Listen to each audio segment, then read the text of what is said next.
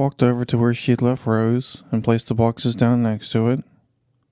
Pulling the top box down and placing the box next to the bag on the floor, Lana pulled the top off of the box, reached inside, and grabbed the paper-wrapped straps from inside the container. She unwrapped them and placed the paper back in the box and began attaching the straps onto Rose's rucksack. When she was done, Lana motioned for Rose to come over. Rose, who was finishing her coffee, put a coffee cup down on her saucer and walked over to where Lana was standing and stood in place, ready to try the bag again.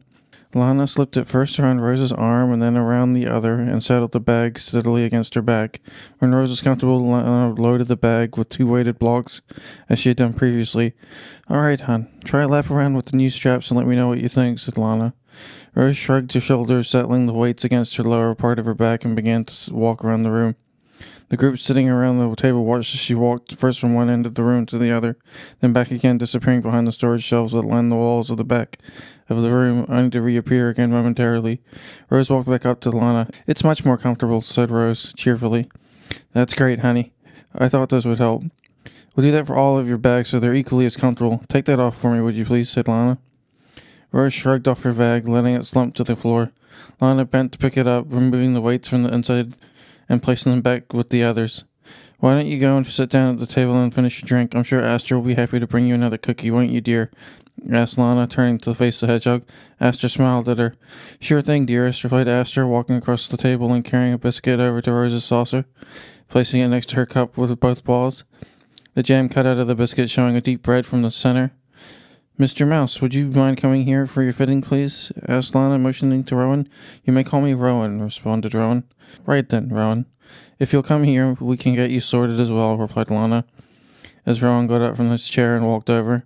They spent most of their morning in the luggage shop with the Pricklewool couple, walking around the store with various amounts of weights in their bags, trying different strap types until Lana was satisfied with each of them, and finally agreed that they were indeed ready to finalize their purchases. They had each had multiple cups of coffee and quite a few jam-filled biscuits by the time they were all said and done. Each time the coffee pot had been depleted, Aster had filled it with a large silver water kettle that sat beside it. The biscuits had run out at one point, and he had scurried off to grab another container of them, returning underneath a small blue tin pot of the same circular biscuits. Lana had stopped helping Parkland with his bag at that point and gone over and helped Aster by carrying the box up onto the table, as it looked like he was having some difficulty with it. So she brought Aster up onto the table along with the tin, and Aster hardly seemed embarrassed, thanking Lana kindly for the help, bowing graciously before opening the tin and handing out the cookies to each of their guests. When they were all finished being fitted with their bags, Lana had cleared away the boxes, putting them back up on the shelves she had pulled them down from. Each of the bags into a blue-sized box appropriately for each rucksack, folding them neatly between layers of tissue paper and handing each box to their recipient. Lana walked back over to the table, and Aster crawled back up her arm and nestled in her hair once again. "If you'll follow us, we'll let you get on with your day." said Aster, peeking out at the group from the top of Lana's hairdo. Rose and the others each took their boxes and followed the pair out into the showroom of the store, once again passing the fine luggage and heading to the blue-painted door. Lana walked them to the door and opened it for them, stepping back and holding it open. Tommy was waiting with the carriage down on the street. "Thank you all for coming. You are all wonderful. Please let us know how well they work for you once your truck is done, and we'll be happy to make improvements. If they get damaged at all, we'll repair them for free of charge. You got the Pricklewool warranty of fitness for life on the bag. That's guaranteed," said Lana, smiling oddly at the group as they filed out onto the street. "Thanks for having us. We'll let you know how they work out for us," said Rowan, the last to leave the store. "Please do, and have a wonderful," said Aster, waving from atop his wife's head as Lana closed the door behind Rowan. The group walked to the door, and Samuel knocked on the driver's door to let Tommy know they were ready. Tommy got out of the carriage and opened the trunk of the carriage, helping them load in the boxes next to the lunches they had put there that morning. "Would you folks like to stop and enjoy your lunches before we head off to the next appointment? There's a lovely little park a few streets over from here that would be a great place to sit and eat," said Tommy, closing the trunk after Rowan placed his package into the compartment. "That'll be fine," said Rowan. Tommy opened the passenger door and they loaded into the carriage. Tommy closed the door and got into the driver's section of the carriage and started it. The carriage hissed into life and they made their way into traffic. Everybody looked back at the Pricklewool stores as the carriage pulled away. The sign that hung over the store sat motionless in the morning air. A picture of a sheep's head with the hedgehog sticking out of it laid across the sign in blue paint across the white paneled wood. "They were a lovely couple, weren't they?" said Averley, turning back towards the others. "They sure were," said Rose.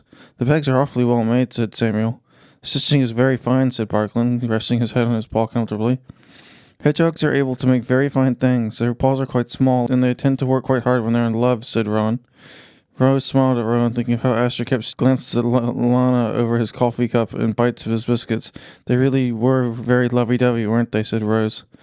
"Young love does that to you," said Rowan. "It seems to be working for them, though." "I do hope their business does well," said Rose. "They'll be fine. It was small, but they had a collection of high-ranking seals, including a royal seal painted on the wall by the display racks. They may be young, but they obviously work very hard," said Ron. "Seems like Roe only suggested the best places for us, then," said Parkland.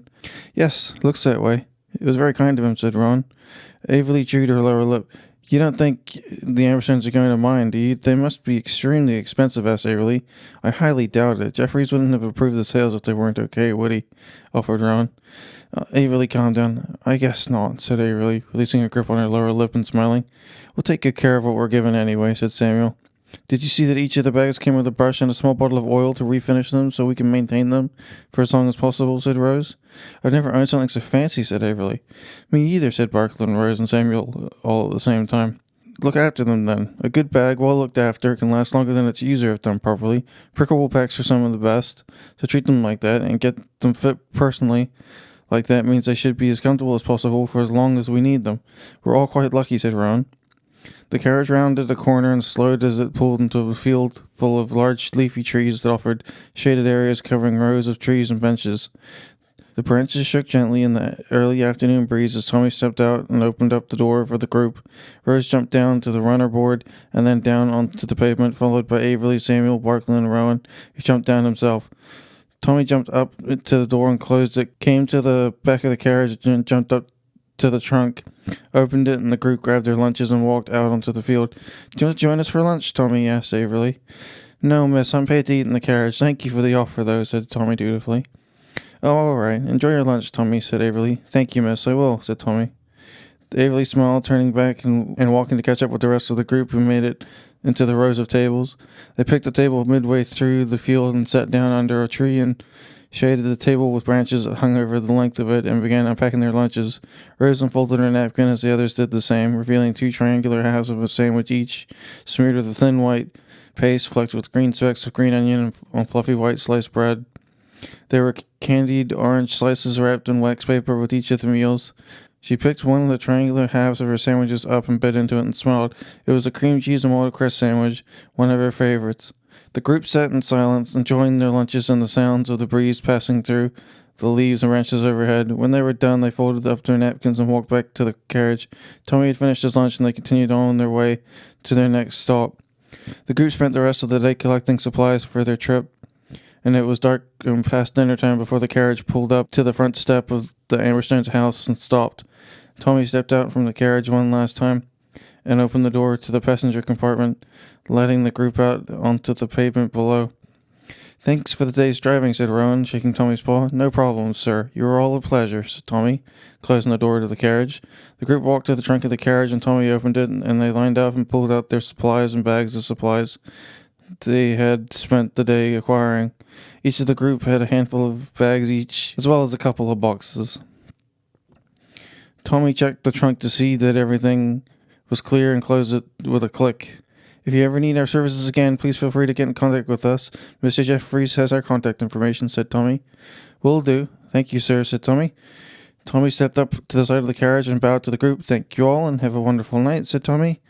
Rose and the others peered over their small stacks of boxes and bags and thanked Tommy for his help. "My pleasure, folks," said Tommy. Tommy walked to the front of the carriage and got into the driver's compartment and started it. The carriage again hissed into life, and Tommy pulled into the street and away from the house, and it disappeared from view. The group turned their attention to the Amberstones' house, walked up the step, and rang the bell. Jeffries answered. "Ah, I see you've gotten most of everything you requested. That's great. Let's get you inside then," said Jeffries, making room as they stepped into the hallway.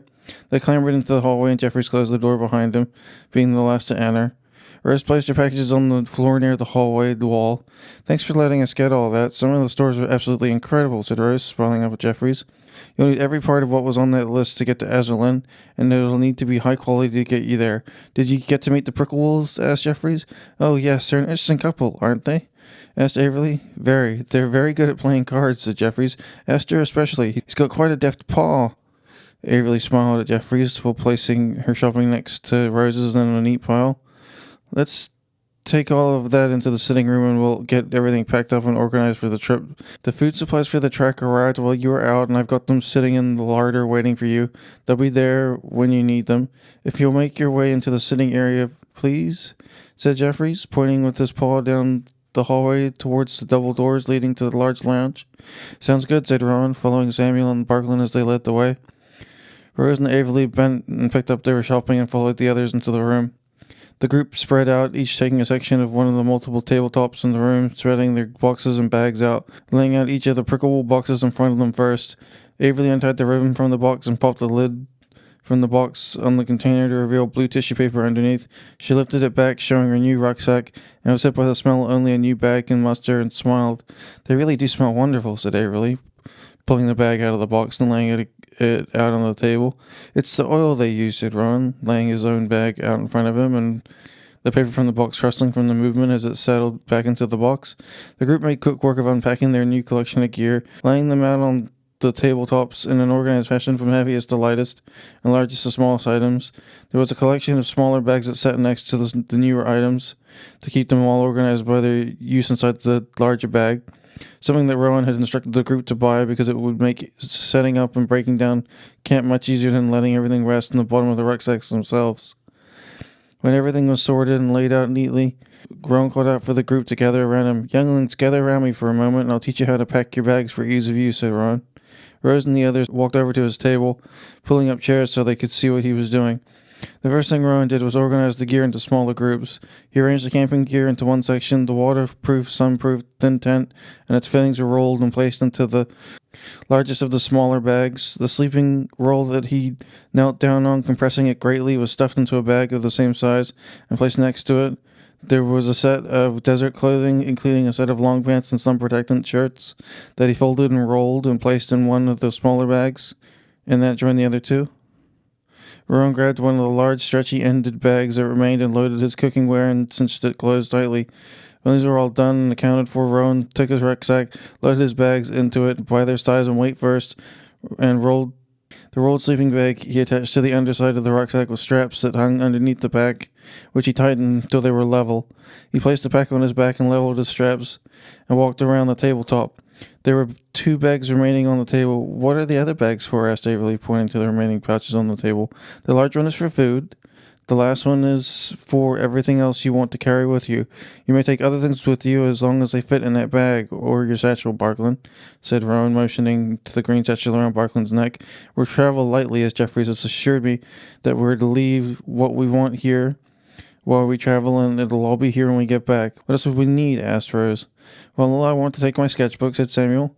Which you're more than welcome to do, said Rowan. You'll have plenty of time to draw things while we're resting, or when it's your turn to rest while I'm training the others. They'll be training? Asked Samuel. Of course, I did mention that already, didn't I? Asked Rowan, looking at Samuel severely. You did, Rowan, said Barklin. Every day we travel, you'll be sparring with each other as well as with yourself to better your skill with the weapons you were given. There's no point in giving you such important tools if you're not going to learn to use them, said Rowan, placing the rucksack back on the table. Now, load your bag exactly the same way I've shown you. Once you're done, you're to stand here in the fireplace and practice walking with the weight until I'm satisfied you can carry it properly. We'll adjust it as needed until you're walking as smoothly as if it wasn't on your shoulders. This is going to be a long, hard walk, and it will be much harder than some stumble through a shady forest. This is the most comfortable you're going to be, so let's do it properly, said Ron, clapping his paws together. The group split up from the table and made their way to their respective gear collections. Rose reached up and pulled herself up onto her chair, and then up onto the table where she had laid out her traveling supplies, and started sorting them the way Rowan had shown her. Rose pulled the largest bag from the sack and placed it next to the unfolded tent. She folded the tent to third and rolled it into place and stuffed that and stakes and the folding supports for the shell inside the bag, and placed the largest bag inside her rucksack. She folded the sleeping roll until it was the same width as the stretchy bag, and rolled the sleeping roll, kneeling her weight down on it as she went until it was too stuffed in the bag and placed next to the rucksack, waiting to be tied until it was more fully loaded. She quickly walked over to the table, gathering the cookware, her plate, cup, cutlery, a cloth napkin suitable for cleaning her face and wiping off the plate when wet, and a small set of salt and pepper shakers, and placed them in the smaller bag, cinching it tightly with a piece of rope and tightening it at one end of the loop. When she was done, she placed that in the rucksack and secured the 2 straps on the top of the bag and secured it tightly. She took the 2 remaining stretchy bags so she wouldn't misplace them and placed them into the rucksack. Rose flipped the rucksack on its side, loosened the 2 buckles that held the straps that would hold the bedrolls bag in place, and pushed the bag through, tightening them with both paws, securing the buckles in place when they were both tight. Once she was ready, Rose knelt down and slipped the rucksack around her shoulder, and then hoisted it around her other arm and settled it onto her back, getting used to the weight. She walked around the table between the collection of boxes and tissue papers that had held the supplies before unpacking them. Rose walked back to the edge of the table to the chair and jumped down, balanced precariously, waving both arms out in front of her as she caught the weight properly and jumped down again, this time balancing the weight better, and walked over to where Rowan was waiting. "I'm ready," said Rose, smiling triumphantly. "Good," said Rowan, looking down at the rose from the top of the table. "Pull the straps out with both arms for me," said Rowan, pulling his bag straps out off his chest with both arms, showing Rose what he meant. Rose did as she was asked. "All right, good. Take a lap around the room and then walk into the hallway, down it, and back again, and tell me how it felt when you get back," said Rowan. "Will do," said Rose, offering a mock salute to Rowan, who smiled back at her as she turned on her heel and marched across the room and out the door in the hallway.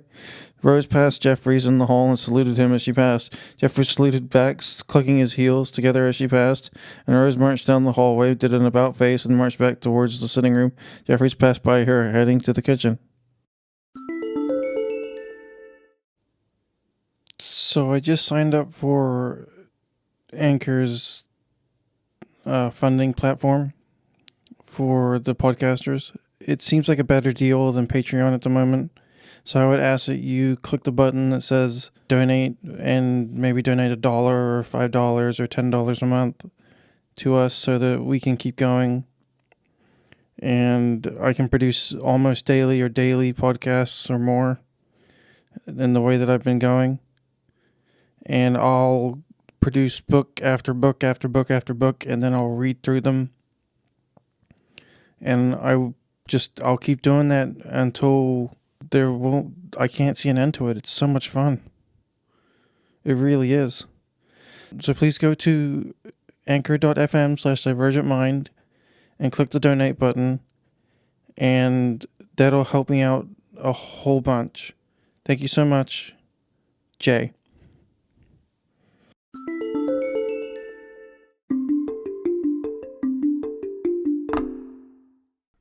Please visit anchor.fm/divergentmind to leave a message so that I may get back to you. Thank you. Have a nice day. Hi everybody. So I've made a new store called animalquest.shop, and I made my first shirt, Barkland Reading, at the Amberstones house, and I would ask that you go and buy those there. I'll make a few bucks each time you buy something from there, and I have men, women's, baby clothing, and buttons, as well as other accessories, including dog bandanas, which I think are pretty cool. And I'll be adding more merch every week or two for that store as the stories progress and the sequels are written and read. I'll do the same for Divergent Mind. The link again is animalquest.shop.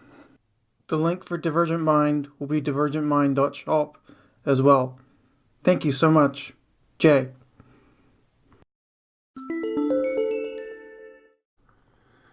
Okay, so I just wanted to let you know that I have a YouTube channel called Taught Myself, and that I've decided to start selling merch already with a phrase that my brother showed me saying, "My disability is invisible," of which I made a hat for myself. So I decided to make hats, shirts, hoodies for both men and women on Spreadshirt.com. All you have to do is search for "My disability is invisible." It's in green, and that's mine. You'll know it's me because when you click the sale icon, the same little Divergent Mind icon comes up. And I hope you'll support me. I make about $5 per shirt or per sale. Everything else goes to Spreadshirt. But that's okay because it's still a better deal than a lot of other places. And I really hope you'll support me. Come check me out on the YouTube. Teach me how to do that properly so I can have a community there too. And I await your response. Have a lovely day. Jay.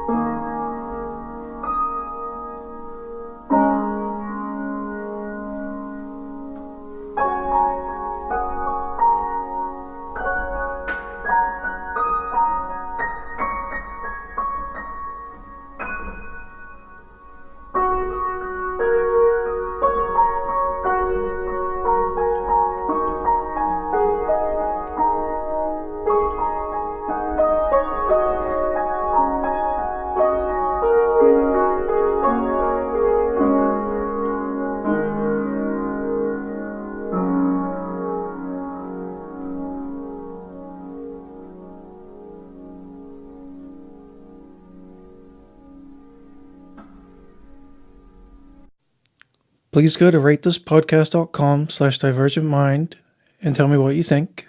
Thank you very much. Yours truly, Jay. Please go to ratethispodcast.com/divergentmind and tell me what you think. Thank you very much. Yours truly, Jay.